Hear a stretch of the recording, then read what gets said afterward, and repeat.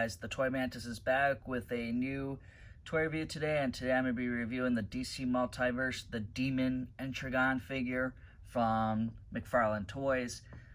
This figure I found at Walmart, so he has been hitting stores. Quick look at the side. It says the Demon Knights. Back art of the actual figure. It looks pretty cool.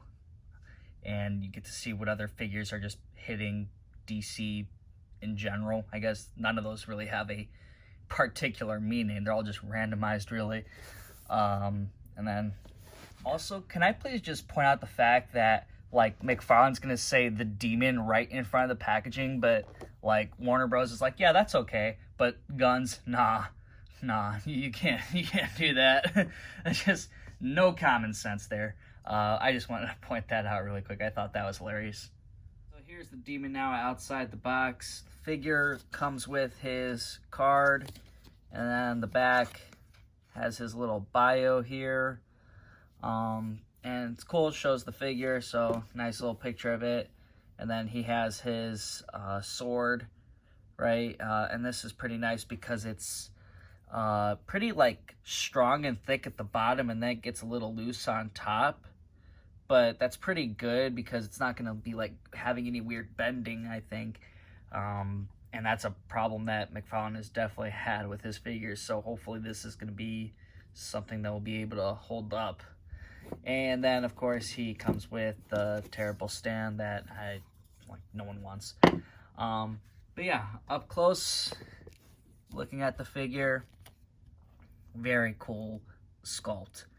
I think he has just a lot of great detail. Nice, kind of like a darker gray. It's a little shiny, but not too much. And it's pretty nice, you know. The cape's a little on the purple side, but it's kind of very light. And then, you know, just kind of has that nice scale armor. It looks pretty cool. And then you don't see any of like those ugly ball joints as much, you know, part of that armor covers it. So pretty cool. Articulation is very limited. You're not going to be able to have him do much, but that's kind of expected, I guess. The legs, though, are pretty good. You can bend his legs pretty good.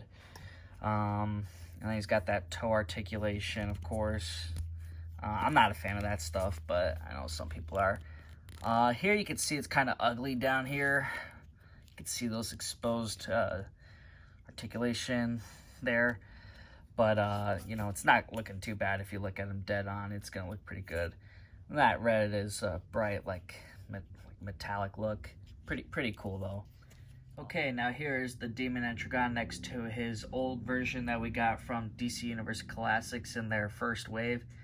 And this is actually pretty cool because that was like one of the first figures other than Penguin. Like, this was the second guy I got, I believe, and really got me into collecting DC action figures, you know. And I didn't even really know him that much, you know. I had to look him up.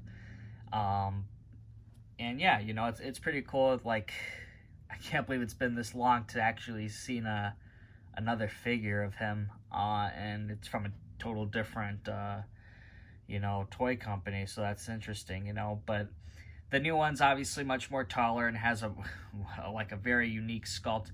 The original one's kind of like that classic one, so both are pretty cool to have, you know, getting kind of two different versions. So, alright, here's the Demon now next to John Constantine from the DC Universe Classics line. Alright, now here's the Demon next to the infected Superman. You can see that the Demon is just a bit taller than that figure, so it gives you a little bit of a good idea that he is a little bit taller than some of the other McFarlane figures. Overall, though, I'm going to give this figure an 8 out of 10. He's a very cool, unique sculpted figure. The leg articulation is great. A little bit in the chest area is good. The arms, though, is where it's really fallen short there. It's very limited in his arm articulation. And you can't really get much of a bend in them, so that kind of sucks. Another thing is that the paint is just kind of a little bit more bland, I think it should have just been more of like a more metallic looking color, especially where it gets that lighter gray. And even in the photo of the figure, you can see that those like scales are much more darker. Seems like a much more preferred version, but it's just kind of like photo editing, I guess. Uh, but yeah, it's just kind of a little bit odd.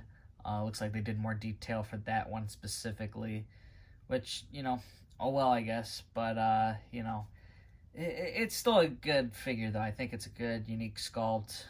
So that's why I give it an 8 out of 10. Hopefully you guys did enjoy this figure review. If you did, hit that thumbs up button. If you want to come back again and see some more content, hit that subscribe button.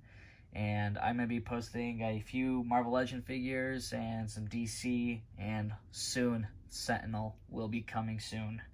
So, you know, if you want to see all that cool stuff, hit subscribe, you know, so you don't miss out on all that stuff. So I will see you guys next time.